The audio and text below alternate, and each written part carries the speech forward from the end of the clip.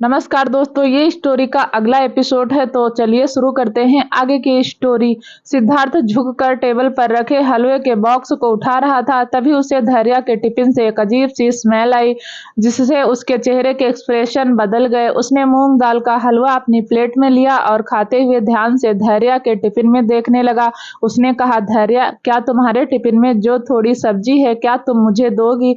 धैर्या ने अपना टिफिन उसकी तरफ कर दिया। वायु बहुत ध्यान से सिद्धार्थ को देख रहा था पर उसने कुछ कहा नहीं। सिद्धार्थ ने वह सब्जी थोड़ी सी खाकर देखी और अब उसके चेहरे के एक्सप्रेशन और ज्यादा गंभीर लग रहे थे, पर उसने तुरंत ही वह अपने चेहरे से हटा दिए और हंसते हुए कहने लगा, यार सच में काश मैंने तुम्हारी मदद की होती तो मुझे रोज ऐसा खाना मिलता। धैर्य ने मुस्कुराते हुए कहा, हम आपके लिए कभी कभी बनाकर ला सकते हैं। करण दूर से उन तीनों को देख रहा था। ऐसा लग रहा था कि तीनों एक परिवार हैं। यह ख्याल आते ही उसके चेहरे पर मुस्कुराहट आ गई। उसके बॉस इस लड़की के पीछे इतने सालों से थे और आखिरकार आज वह उनके साथ भी थी, भले ही थोड़े पल के लिए, पर कुछ समय बाद जरूर हमेशा के लिए उसे अपने पास रख लेंगे। खाना हो जाने के बाद धैर्या कहने लगी, हम चलते हैं, लंच टाइम खत्म हो गया है। सर, आपको एक और बार शुक्रिया। यह कहते हुए उसने वह टिफिन बंद किए और लेकर चली गई। उसके जाने के बाद वायु वापस अपने लैपटॉप के पास बैठकर काम करने लगा। जब धैर्या नीचे पहुंची तो सब उसे अजीब नजरों से देख रहे थे। जानवी उसके पास आकर कहने लगी, कहाँ थी तुम इतनी देर से और तुम बॉस के केबिन में क्या कर रही थी? यह तो पूछना गलत होगा, तुम वहां पहुंची कैसे? पर क्या तुम्हें नहीं पता वहां किसी को जाना अलाउड नहीं है? वहां सिर्फ करण और बॉस की फैमिली ही जा सकती है, वह भी जब तब बॉस वहां हूँ। धैर्य ने हैरान होकर जानवी को देखा और कहा, पर हम तो वह कई बार जा चुके हैं और हमें किसी ने नहीं रोका। जानवी उसे समझाते हुए कहने लगी, देखो धैर्य, मेरी बात ध्यान से सुनो। तुम यहाँ नई हो तो इसीलिए तुमको नहीं पता सर को नफरत है कि कोई उनके सामान को हाथ लगाए या उनके केबिन में बिना पूछे आए। यहाँ तक कि उनका खाना भी वर्ल्ड के बेस्ट शेफ बनाते हैं और वह जब तक अच्छे से चेक ना हो जाए वह सर को नहीं दिया जाता। एक बार गलती से शेफ ने खाने में कोई गलती कर दी थी तो बॉस ने उसे 3 दिन तक भूखा रखा था और फिर उसे लगातार 5 दिनों तक स्पाइसी खाना खिलाया गया था, जिससे उसकी हालत बहुत खराब हो गई थी। सर को बिल्कुल पसंद नहीं है कि उनके खाने के साथ भी कोई गलती हो। मैंने तो सुना है उनके घर में भी उनके लिए उनके पर्सनल शेफ खाना बनाते हैं। जानवी ने देखा कि धैर्य उसकी बातों का कोई जवाब नहीं दे रही तो उसने कहा, तुम धीरे धीरे समझ जाओगी, बस अपने काम पर ध्यान दो। यह कहते हुए वह वहां से चली गई, पर धैर्य सोच रही थी कि अभी जो कैबिनेट में हुआ वह क्या था। वायु के केबिन में सिद्धार्थ कब से अपनी सोच में गुम था, तभी उसके कानों में वायु की आवाज आई, क्या बात है? सिद्धार्थ उठा और उसके पास वाली चेयर पर बैठकर कहने लगा, उसका खाना, तेरी एंजल के खाने में कुछ गलत है। जैसे ही वायु के कानों में यह बात पड़ी उसने अपना सर उठाकर सामने देखा। सिद्धार्थ से बहुत गंभीरता से देख रहा था। सिद्धार्थ ने कहा, उसके खाने में कोई बहुत स्ट्रांग मेडिसिन मिली थी। यह सुनते ही वायु के चेहरे के भाव बदल गए। सिद्धार्थ ने आगे कहा, मैं या तो नहीं पता कर पाया कि उस मेडिसिन की क्या प्रॉपर्टीज हैं, पर ये मैं यकीन से कह सकता हूँ कि वह कोई बहुत स्ट्रांग मेडिसिन है। लेकिन आखिर धैर्य ऐसी मेडिसिन क्यों ले रही है? तेरी इन्फॉर्मेशन के हिसाब से तो वह अकेली रहती है, तो जाहिर सी बात है कि वह खुद का खाना खुद ही बनाती होगी। अब वह खुद के खाने में तो मेडिसिन नहीं मिलाएगी। अगर उसे कोई मेडिसिन लेनी होगी तो वह अलग से भी ले सकती है। वायु, मेरी बात ध्यान से सुन, कुछ दिनों बाद उसे फिर खाना लाने को कह। मैं जानता हूँ यह तेरे लिए थोड़ा सा मुश्किल है, पर उसके टिफिन से कुछ खाना सैंपल के लिए ले। सिद्धार्थ वायु के प्यार को कुछ होने नहीं दे सकता था। उसने देखा इन 6 सालों में उसे तड़पते हुए। अगर उसे पता होता भी कि कुछ गलत हो रहा है, वह कुछ नहीं कर पाया तो उसके लिए सबसे बड़ी हार होगी। Dehradun public school. रावी और वीरा लंच टाइम में लाइब्रेरी में बैठे थे। रावी ने कहा, दी, शिव भैया ने मीटिंग फिक्स कर दी है। वह डॉक्टर हमसे बात करने को तैयार हैं, बस वो या तो वीडियो कॉल या फिर फोन पर बात करेगा। वीरा ने सेल्फ में बुक ढूंढते हुए कहा, अच्छी बात है, मुझे भी उससे फेस टू फेस नहीं मिलना। रावी ने परेशान होते हुए कहा, दी, आपको क्या लगता है वह मानेगा? वीरा ने बुक लेकर बैठते हुए कहा, लेट्स टॉक। उसके बाद ही कोई रिजल्ट आएगा, बात करके कोई फायदा नहीं है। वीरा भले ही ऊपर से कितना भी दिखा रही थी पर अंदर ही अंदर उसे भी काफी टेंशन हो रही थी। थोड़ी देर बाद वह लोग वापस क्लास में आ गए। जैसे ही वह लोग अपनी बेंच पर पहुंचे उन्होंने देखा कि उनके बैग का सारा सामान गायब था। यह देखकर वीरा की आंखें छोटी हो गई। उसने अपनी नजरें चारों तरफ घुमाई। उसने क्लास के कोने में रखे डस्टबिन को देखा और उस तरफ चले गए। उस डस्टबिन में वीरा और रावी की सारी बुक और कॉपी पड़ी थी। दोनों के टिफिन भी उसी में थे। रावी को काफी गुस्सा आ रहा था। उसने कहा, यह किसने किया? हिम्मत है तो सामने आओ। वहां सारे बच्चे आपस में बात कर रहे थे और हंस रहे थे। जैसे ही उनके कानों में रावी की आवाज पड़ी उन्होंने उसे देख कर कहा, हमें क्या पता तुम्हें अपना सामान ढंग से रखना आता नहीं है। रावी आगे भी कुछ कहने वाली थी पर वीरा ने उसका हाथ पकड़ लिया और बाहर जाते हुए कहा, उन लोगों से बात मत करो, हम प्रिंसिपल ऑफिस जाएंगे। जैसे ही बच्चों ने यह सुना उनका चेहरा डर के मारे पीला पड़ गया। उन सब में से एक छोटी लड़की बोली, तुम्हें क्या लगता है ये हमने किया है और तुम प्रिंसिपल सर को क्या बोलोगी? वीरा मुड़ी और उसने कहा, मैंने तुमसे कुछ नहीं कहा, प्रिंसिपल सर सब चेक कर लेंगे किसने किया है। यह कहते हुए वह बाहर चली गई। थोड़ी देर बाद प्रिंसिपल ऑफिस में एक तरफ रावी और वीरा खड़े हुए थे और दूसरी तरफ 5 बच्चे। प्रिंसिपल काफी परेशान दिख रहा था। उसने कहा, तुम सबने इन दोनों का सामान क्यों फेंका? वो सारे बच्चे अभी भी घमंड में थे। उनमें से एक आगे आया और उसने कहा, तो आप हमें सजा देंगे? अब प्रिंसिपल कहता ही क्या? आखिर वह राजवंश खानदान के खिलाफ कैसे जा सकता था? उसने अपने सिर से पसीना पोंछा और रावी और वीरा को देखने लगा जो बिल्कुल शांत खड़ी थी। तभी वहां कोई औरत आई जो काफी गुस्से में लग रही थी। उसने प्रिंसिपल से कहा, मेरे बेटे को यहाँ बुलाने की हिम्मत किसने की? वो घूर कर उस प्रिंसिपल को देख रही थी। तभी एक लड़का आगे आया और उसने कहा, मॉम, ये वो लड़कियां हैं जिनके कारण हमें यहाँ बुलाया गया है। उस औरत ने सामने खड़ी उन लड़कियों को देखा। एक पल को तो वो हैरान रह गई। फिर उसने खुद को संभालते हुए कहा, तुम दोनों की हिम्मत कैसे हुई मेरे बेटे पर इल्जाम लगाने की? रावी बोली, आपके बेटे ने हमारा सारा सामान फेंक दिया। औरत ने कहा, तो क्या? ये लो पैसे और जाओ यहाँ से। ये कहकर उसने एक नोटों का बंडल उनके पैरों के पास फेंक दिया। जैसे ही वीरा ने यह देखा तो उसकी आंखें गहरी हो गई।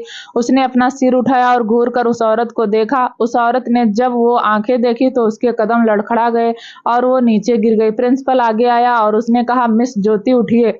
हाँ, वो ज्योति ही थी। ज्योति अभी भी उन आंखों को ही देख रही थी। तभी वीरा ने वह पैसे उठाए और ज्योति की ओर आने लगी। उसके बाद छोटे छोटे कदम ज्योति का दिल भारी कर रहे थे। उसने मन में कहा, आखिर क्यों ये आंखें, चेहरा ऐसा क्यों है? तभी उसके कानों में वीरा की आवाज आई। उसने कहा, मिस, आपको ये पैसे ले लेना चाहिए। कोई नहीं जानता आपके पास कब इसकी कमी हो जाए। उसकी आवाज बहुत ठंडी थी।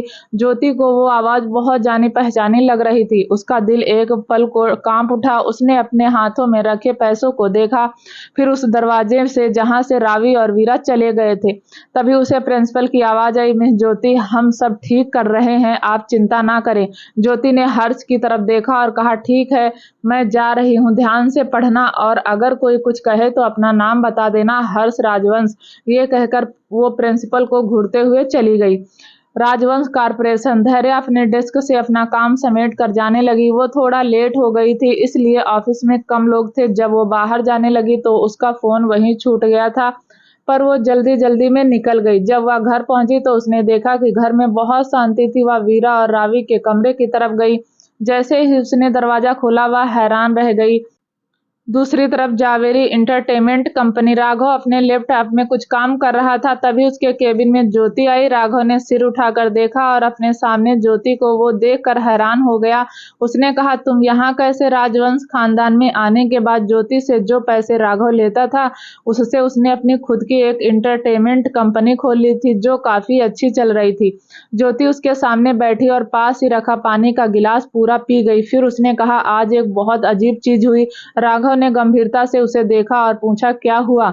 ज्योति ने कहा, मैं हर्ष के स्कूल गई थी। शायद उसने किसी को परेशान कर दिया था पर जैसे ही मैंने उन 2 लड़कियों को देखा जिसे हर्ष ने परेशान किया था मैं हैरान हो गई। उनका सिर नीचे होने के कारण मैं उनका चेहरा नहीं देख पाई थी पर जैसे ही उन्होंने सिर उठाया तुम बिलीव नहीं करोगे मैंने क्या देखा। राघव ने चिढ़कर कहा, ज्योति सीधे सीधे बताओ क्या हुआ? ज्योति ने कहा, राघव वह बिल्कुल वायु की तरह थी, दोनों की दोनों, खास करके उनकी आंखें। राघव एक पल के लिए अपनी जगह जम मान गया और फिर उसने कहा, यह कोई गलतफहमी हो सकती है, जरूरी नहीं कि तुम जो सोच रही हो वैसा है, और जहां तक मुझे लगता है उस लड़की ने वह बच्चा नहीं रखा होगा। यू नो ना, उसकी एज बहुत कम थी। अगर उसकी फैमिली को पता चला भी होगा तो उन्होंने जरूर उसका अबॉर्शन करवाया होगा। अपने दिमाग पर ज्यादा जोर मत दो और इधर आओ। ये कहकर उसने ज्योति को अपने बाहों में ले लिया और ज्योति का दिमाग अभी भी उनको ही याद कर रहा था, जो बिल्कुल उन कठोर आंखों की तरह थी जो वायु के पास है। राजवंश कॉर्पोरेशन। सिद्धार्थ वायु के सामने खड़ा था। उसने मुस्कुराते हुए उससे कहा, भाई देख मेरे हाथ में क्या है। वायु ने बिना किसी इंटरेस्ट के कहा, मुझे नहीं जानना। सिद्धार्थ मुंह बनाते हुए कहा, यार एक बार देख तो ले, मेरे हाथ में तेरी एंजल का फोन है। वायु ने तुरंत सामने देखा। सिद्धार्थ के हाथ में एक पुराना सा ब्लैक कलर का फोन था और सिद्धार्थ उसे अजीब तरह से देख रहा था। उसने कहा, तुझे नहीं लगता आना है, इसका तो टच पैड भी काम नहीं कर रहा है। वायु खड़ा हुआ और उसके पास जाने लगा। यह देखते ही सिद्धार्थ टेबल के दूसरे हिस्से पर चला गया और उसने कहा, तुझे क्या लगता है ये तुझे इतनी आसानी से मिल जाएगा? भूल जा। अरे यह तेरी एंजल का फोन है, पक्का इसमें उसके बॉयफ्रेंड का नंबर होगा। अब वायु आग बबूला होने लगा था। उसने दांत पीसते हुए कहा, सिद्धार्थ मैंने कहा मुझे दे दे। सिद्धार्थ ने कहा, ओहो इतनी बेचैनी। तभी धैर्या के फोन पर एक मैसेज आया।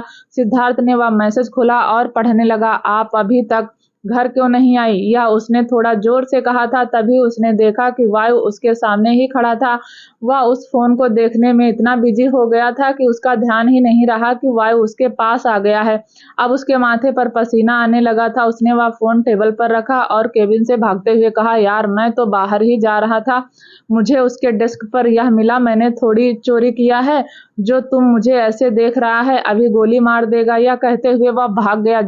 इधर धैर्या के घर। धैर्या अभी भी हैरानी से कमरे के गेट पर खड़ी थी। तभी कोई उसके गले लगकर कहने लगा, कहाँ थी तुम? मैं कब से तुम्हारा इंतजार कर रही हूँ। धैर्या अलग हुई और कहने लगी, आहाना दीदी आप क्या कर रही हैं यहाँ? आहाना ने मुंह बनाया और कहा, देखा 1 महीना भी नहीं हुआ मुझे भूल गई, दगाबाज। धैर्या ने उसे घूरा और कहा, आप नाटक क्यों कर रही हैं, बताइए। आहाना कहने लगी, मेरी जॉब लग गई है यहाँ। मासी ने कहा तुम भी यहाँ हो तो मैं जा सकती हूँ। फिर वह दोनों रावी और वीरा के कमरे के अंदर आ गए। धैर्या उन लोगों को देखकर कहा, आपका स्कूल कैसा रहा? उन दोनों ने एक दूसरे की तरफ देखा और कहा, अच्छा था मम्मा, और अपने बैग में कुछ सामान रखने लगी। धैर्या ने ध्यान से उस बैग को देखा और कहा, यह बैग थोड़ा अलग लग रहा है। तो रावी ने कहा, आपने पहले ध्यान से नहीं देखा होगा, यह तो वैसा ही है, और वापस उसे लेकर उसमें अपनी बुक्स रखने लगी। धैर्या ने कुछ नहीं कहा और बाहर जाते हुए कहने लगी, हम आपके लिए खाना बनाते हैं। आहाना उसे रोकते हुए कहने लगी, छोड़ो यार, चलो ना बाहर चलते हैं। धैर्या ने उसे घूर कर देखा और कहा, आप आते ही शुरू हो गई, हम कहीं बाहर नहीं जा रहे। यह कहते हुए वह किचन की तरफ चली गई। आहाना ने मुंह बनाया और कहा, तुम्हारी मम्मी सच में बहुत बोर है। वीरा ने आहाना को देखा और कहा, इसे बोरिंग नहीं कहते, मैच्योर होना कहते हैं, और वापस अपनी कॉपी में कुछ लिखने लगी। आहाना ने मन में कहा, इसका कहने का मतलब क्या है, मैं मैच्योर नहीं हूँ? और फिर कहने लगी, तुम दोनों ना। इतना कहकर वो रुक गई। रावी और वीरा ने उसकी तरफ देखा। तभी अचानक आहाना उन दोनों के गले लग गई और कहने लगी, और मैंने तुम दोनों की यह सारी बातें तो बहुत मिस की हैं। वीरा उसे दूर करते हुए कहने लगी, पर मैंने आपको मिस नहीं किया, तो जाइए यहाँ से। आहाना के जाने के बाद रावी ने कहा, दी बच गए, और फिर याद करने लगी कि क्या हुआ था। घर आने के बाद वीरा ने शिव को फोन करके उनकी सारी बुक्स और पहले जैसा बैग लाने को कह दिया था। शिव सारा सेम टू सेम सामान उनकी यह वापस ले आया था। यहाँ तक कि कॉपी पर जो प्रिंट पहले था वह भी वैसा ही था, पर जो सामान इस बार लाया गया था वह सबसे हाई क्वालिटी का था। वह बैग जापान के फेमस डिजाइनर ने बनाया था। वीरा और रावी ने पहले सोचा था कि वह बाद में इस बैग को बदल लेंगे, फिर भी यह नहीं सोचा था कि उन्हें आज करना पड़ेगा और उनके वह जापान से लाए गए बैग अब काम आएंगे। इधर उस खंडर बिल्डिंग में अंदर का माहौल बहुत ठंडा था। सामने 6 लोगों को बांध के रखा गया था और उन सबके घुटनों से खून निकल रहा था। सबके मुंह अलग अलग तरह के घाव से भरे हुए थे। वायु वहां रखे सोफे पर बैठा था और अपने हाथ में पकड़े उस छोटे से फोन को देख रहा था। उसने उस फोन की तरफ देखते हुए ही कहा, तुमने वह देश को क्यों बर्बाद किया? उनमें से किसी ने कुछ नहीं कहा। तभी वायु ने राका की तरफ देखा। राका आगे आया पर एक आदमी के पेट पर मुक्का मारा। जैसे ही उस आदमी का मुंह खुला उसने उसकी जुबान पकड़कर काट दी। वह आदमी चिल्लाने की कोशिश करने लगा पर उसकी आवाज ही नहीं निकल रही थी। उसके पूरे मुंह से खून ही खून बह रहा था। बाकी लोग यह देखकर डर गए थे। तभी राका ने दूसरे आदमी को पकड़ा और उनकी 3 उंगलियां काट दी। अब उन लोगों को डर लग रहा था कि उनके साथ क्या होगा। उन्होंने कहा, हमारे बॉस का नाम हम नहीं बता सकते क्योंकि हमने कभी उन्हें नहीं देखा। हमें तो यहाँ एक फोन कॉल आया था जिसने हमें बताया था कि हमें वहां पर बम प्लांट करने हैं। प्लीज हमें जाने दो। राका ने उनसे उनके फोन ले लिए और 2 लोगों को गोली मार दी। वायु ने उन 2 जिंदा लोगों की तरफ देखा और कहा, इन्हें काल को दे दो। राका ने अपने पीछे खड़े आदमियों से उन्हें उठाने को कहा और बाहर बने जंगल की तरफ गए। उन्होंने उन आदमियों को उस जंगल में फेंक दिया और वापस उस बिल्डिंग में आ गए। थोड़ी देर बाद उन आदमियों को किसी के दहाड़ने की आवाज आई और थोड़ी देर बाद एक बड़ी सी काली परछाई उनके सामने खड़ी हो गई। जैसे ही उन्होंने सामने देखा, एक बड़े से पंजे ने उनके चेहरे पर वार किया और थोड़ी देर बाद वहां सिर्फ उनकी हड्डियां ही थी। वह परछाई उस जंगल में ही गायब हो गई। दूसरा दिन वायु अपने ऑफिस के केबिन में बैठा था और करण उसके सामने खड़ा था। सिद्धार्थ सोफे पर बैठकर कुछ सोच रहा था। उसने वायु की तरफ देखा और मन में कहा, क्या मैं इसे बता दूं कि इसकी माँ और दादी मुझसे मिलने आई थी? नहीं नहीं, क्या पता यह क्या करे। वैसे भी मुझे इस पागल के मुंह नहीं लग रहा। तभी उसके कानों में वायु की आवाज आई, तुम्हें पागल बहुत पसंद है क्या? तुम पागल खाने जाना चाहते हो? यह सुनते ही सिद्धार्थ के रोंगटे खड़े हो गए। उसने वायु को मुंह बनाकर देखा और कहा, मैं इतना जोर से भी नहीं सोचता हूँ जो तू मेरी मन की बात सुन लेता है। वायु ने कहा, तेरा हॉस्पिटल बंद पड़ गया है? सिद्धार्थ ने उबासी लेते हुए कहा, नहीं, अभी नया स्टाफ शामिल हो रहा है। बिल्डिंग अभी अभी बनी है ना, तो बहुत काम है वहाँ। तू तो जानता है ऑस्ट्रेलिया से यहाँ शिफ्ट करने में मुझे कितनी परेशानी हुई। तभी उनके गेट पर नॉक हुआ। करण ने गेट पर जाकर एक पार्सल लिया और वापस अंदर आ गया। उसने वह पार्सल वायु की टेबल पर रख दिया। वायु ने कहा, बताओ। करण ने कहना शुरू किया, सर, जिस नंबर की जांच करने को कल आपने कहा था वह किसी शिव कुमार का है। सर, यह शिव कुमार RS कॉरपोरेशन में काम करता है। हम यह पता नहीं लगा पाए कि वह किसके लिए काम करता है। वायु ने अपनी आंखें चढ़ाई और कहा, RS कॉरपोरेशन, वही जो पिछले 3 सालों से अचानक से दिखने लगी है? करण ने कहा, यस सर। कहा जाता है कि इस कंपनी को 2 लड़कियां चला रही हैं जिनके बारे में किसी को नहीं पता, बट यह सिर्फ एक रूमर है। सिद्धार्थ काफी पीते हुए कहने लगा, यार मुझे भी उन लड़कियों से मिलना है। आखिर 2 लड़कियां इतनी बड़ी कंपनी कैसे चला सकती हैं?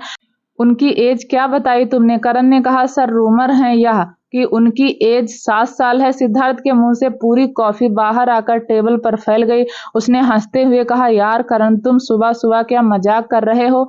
वायु ने करण से कहा, तुमने पता किया कि उसका कनेक्शन कैसे है? करण ने कहा, मैम, जिस बिल्डिंग में रहती हैं शिव उनके सामने वाले अपार्टमेंट में ही रहता है, शायद इसीलिए उनके पास मैम का नंबर है। जब वायु ने धैर्य के फोन में वह मैसेज देखा तो उसने तुरंत ही उस नंबर को जांच के लिए दे दिया था।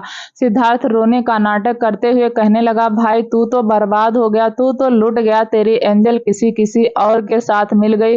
वैसे तू किसी डेविल से कम नहीं, पर यार तेरा पहला प्यार, इसके आगे वह कुछ कहता तभी उसके मुंह पर एक मुक्का पड़ा और वह जमीन पर गिर गया। उसने देखा वायु उसे घूर रहा था। वह हंसते हुए कहने लगा, यार मैं तो मजाक कर रहा था, तू तो सीरियस हो गया। उसी समय तेजस अंदर आया और अंदर का नजारा देखकर हैरान हो गया। उसने सिद्धार्थ को उठाया और कहा, भाई आप नीचे कैसे गिर गए?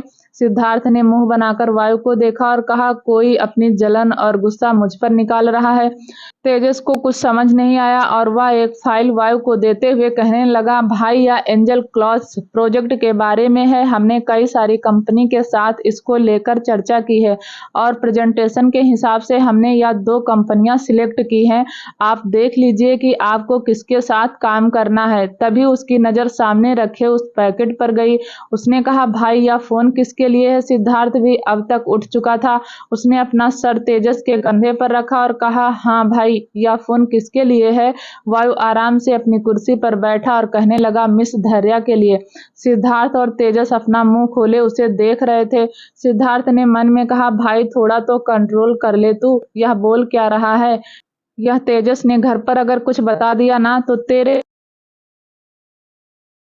आवाज आई, कल मुझसे उसका फोन टूट गया था इसीलिए मैंने यह नया फोन मंगवाया है। असल में तो वायु नहीं, गुस्से में वह फोन खुद ही तोड़ दिया था। इधर धैर्या जब से ऑफिस में आई थी थोड़ी परेशान दिख रही थी। उसने जानवी से कहा, हमारा फोन करना भूल गए थे क्या, आपको मिला? जानवी ने कहा, नहीं यार, मैं कल जल्दी घर चली गई थी और मुझे नहीं लगता कि कोई तेरा फोन लेगा। अब धैर्या और परेशान होने लगी। उसके पास वही एक फोन था जिससे वह अपनी दोनों बेटियों से बात कर पाती थी। उसके पास इतने पैसे नहीं रहते थे कि वह नया फोन ले पाए। घर का किराया और घर बाकी सारी चीजें देखने के बाद भी वह कभी अपने लिए नया फोन नहीं ले पाई। यह फोन भी उसके बर्थडे पर गायत्री देवी ने उसे गिफ्ट में दिया था। तभी उसने देखा कि करण वहां से जा रहा है, जो बिना सोचे समझे उसके सामने खड़ी हो गई और कहने लगी, हमें आपसे कुछ पूछना है। करण ने उसे मुस्कुराते हुए देखा और कहा, आपको कुछ काम है? धैर्या थोड़ा हिचकिचाते हुए कहने लगी, असल में हमारा फोन मिल नहीं रहा और हमें समझ नहीं आ रहा है कि हम क्या करें। करण थोड़ा सा मुस्कुराया और कहने लगा, आपको सीओ सर के ऑफिस जाना चाहिए, शायद आपको वहां मिल जाए। तभी धैर्या को याद आया कि कल वह सर ऑफिस में लंच करने गई थी। उसने अपने माथे पर हाथ रखा और कहा, क्या लगता है मैं अपना फोन वहीं भूल गई थी। आप लोगों को कोई परेशानी तो नहीं हुई? करण ने कहा, आप परेशान ना हो मैम, लंच टाइम में आप वहां जाकर अपना फोन ले लीजिएगा। धैर्या ने हाँ में सिर हिलाया और वापस काम करने लगी, पर उसे नहीं पता था कि वहां हर एम्प्लॉय हैरानी से उन दोनों को देख रहा था। एक लड़का जिसका नाम वीर था, उसने बगल वाले लड़के से कहा, भाई देख, इस दुपट्टे वाली ने तो करण सर को फंसा दिया। उस लड़के ने कहा, हाँ, मैंने तो आज तक करण सर को किसी से बात करते हुए नहीं देखा। मुस्कुराना तो बहुत दूर की बात है, और देख इससे कैसे मुस्कुराते हुए बात कर रहे हैं। निशा जो अपने केबिन में बैठी या सब देख रही थी, उसने अपने हाथ में पकड़ा कॉफी का मग गुस्से में जमीन पर फेंक दिया। उसके दोनों हाथों में पट्टियां बंध गई थी। उसने कल की छुट्टी ली थी और पूरा दिन उसे हॉस्पिटल में रहना पड़ा। पर तभी उसे फोन आया कि उसे काम पर आना पड़ेगा वरना उसकी जॉब चली जाएगी। वह जानती थी कि यह सब करण कर रहा है और उसे इस बात पर काफी गुस्सा भी आ रहा था। और अब जब उसने धैर्य और करण को ऐसी बातें करते देखा तो उसका गुस्सा और बढ़ गया। उसने कहा, अब भी जाओ तुम मिस धैर्य, और मैं तुम्हारे साथ क्या करती हूँ। लंच टाइम में धैर्य अपने हाथ में एक टिफिन बॉक्स लिए लिफ्ट में चढ़ गई। निशा उसके पीछे ही थी। धैर्य लिफ्ट में जाने के बाद वह भी दूसरी लिफ्ट में 30 फ्लोर पर बटन दबा चुकी थी। उसे पता था कि धैर्या वहीं जाएगी। जब धैर्या लिफ्ट से बाहर आई तो उसने देखा कि करण बाहर ही खड़ा था। उसने मुस्कुराते हुए उससे कहा, आप हमेशा बाहर क्यों रहते हैं? करण ने कहा, यह मेरी ड्यूटी है। मैम, सर अंदर आपका वेट कर रहे हैं, आप जा सकती हैं। धैर्या ने उससे कहा, आप सच में काफी ईमानदार हैं। अरे हाँ, यह कहते हुए उसने अपने हाथ में पकड़ा टिफिन बॉक्स करण को दे दिया और कहा, हम आपके लिए लाए हैं, कल आपने खाना नहीं खाया था ना, आशा करते हैं आपका हमारे हाथ का खाना बुरा नहीं लगेगा। करण ने एक नजर उस बॉक्स को देखा और उसका दिल नरम हो गया। करण का इस दुनिया में कोई नहीं था। जब वह छोटा था तभी उसे वायु के साथ रखा गया था। उसे हर एक चीज सिखाई गई थी कि उसे कब वायु की रक्षा करनी है। पर वायु के हॉस्टल जाने के बाद राजवंश खानदान के कुछ लोगों ने उसे वहां से निकाल दिया था। जब वायु अपनी कंपनी संभालने वापस आया था तो उसने करण को ढूंढा था और करण वापस से अपने साथ रख लिया था। उन सालों में करण ने बहुत कुछ झेला था जिसके कारण उसका दिल पत्थर का हो चुका था। धैर्य का अपने लिए ऐसा व्यवहार देखकर उसे काफी खुशी हो रही थी। उसने खुश होकर कहा, थैंक यू भाभी। धैर्य हैरानी से उसे देखने लगी। तभी करण को एहसास हुआ कि उसने क्या कह दिया। वह अपनी बात समझते हुए कहने लगा, मतलब मिस धैर्य, माफ करना, मुझसे गलती हो गई, आप अंदर जाइए। यह कहते हुए उसने बिना देरी किए दरवाजा खोल दिया। धैर्य अंदर चली गई। अंदर पूरी तरह सन्नाटा था और वहां कोई दिख नहीं रहा था। धैर्य को लगा कि वायु नहीं है, इसलिए वह वापस जाने लगी। तभी उसने देखा कि उस केबिन में बने रूम से कुछ आवाज आ रही थी। धैर्य उस रूम के बारे में जानती थी। पिछली बार वायु ने उसे वहीं भेजा था। ना चाहते हुए उस कमरे की तरफ बढ़ गई। दरवाजा थोड़ा खुला हुआ था। धैर्य ने अंदर देखा। वायु अपनी शर्ट पहनने की कोशिश कर रहा था। उसकी कमर पर खून के कुछ निशान थे। धैर्य यह देखकर डर गई और दरवाजा खोलकर अंदर घुस गई और वायु से कहने लगी, आपको चोट कैसे लग गई, हमें दिखाइए, यहाँ से तो खून निकल रहा है। यह कहते हुए उसकी चोट को देखने लगी। वायु अभी भी हैरान था। उसे पता नहीं था कि धैर्य कब अंदर आई। जब वह अपने टेबल से उठकर किसी काम के लिए बाहर जा रहा था तभी वहां के 100 पीस हैं उसके पेट पर एक कट लग गया, जिसे वह उस कमरे में चेक कर रहा था। वह होश में आते हुए कहने लगा, ज्यादा नहीं लगी है, ठीक हो जाएगा। धैर्य चिढ़ते हुए कहने लगी, इसे ज्यादा नहीं लगी कहते हैं, देखिए कितना बड़ा कट है, हमें बताइए मेडिकल किट कहाँ है। यह कहते हुए वह उस कमरे में मेडिकल किट देखने लगी, जो उसे वहां के एक ड्रॉर में मिल गई। उसने उसे खोला और ध्यान से उस घाव को साफ करने लगी। उसने वायु को बेड पर बिठा दिया था और उसके सामने बैठकर वहां दवा लगा रही थी। धैर्य की नाजुक और छोटी उंगलियां जब वायु को छू रही थी तो उसे कुछ अजीब सा लग रहा था। पट्टी करने के बाद धैर्य को ध्यान आया कि उसने अभी क्या किया है। वह उस घाव की तरफ अपनी बड़ी बड़ी आंखें कर करके देखने लगी। उसने मन में कहा, यह हमने क्या कर दिया, हमें ऐसे किसी के कमरे में नहीं जाना चाहिए था। अब क्या होगा। उसने थोड़ा ऊपर देखा, पूरी शर्ट खुली होने के कारण वायु के सिक्स पैक और मसल्स साफ साफ दिख रहे थे। उसके शरीर पर जगह जगह पुराने घाव के निशान थे, पर इससे उसकी बॉडी और ज्यादा अच्छी दिख रही थी। धैर्य घूर घूर कर उसे ही देख रही थी। तभी उसके कानों में वायु की आवाज पड़ी, क्या ड्रेसिंग हो गई। धैर्य थोड़ा सकपका गई और उसके खड़े होते हुए कहने लगी, हमने आपकी चोट देखी तो डर गई थी, इसीलिए ऐसा किया, वरना नहीं करते, माफ कीजिएगा। यह कहते हुए वह भाग गई। क्या होगा आगे स्टोरी में जानने के लिए प्लीज दोस्तों चैनल को लाइक शेयर सब्सक्राइब जरूर करें। तो मिलते हैं अगले एपिसोड के साथ, तब तक के लिए नमस्कार, धन्यवाद, जय हिंद।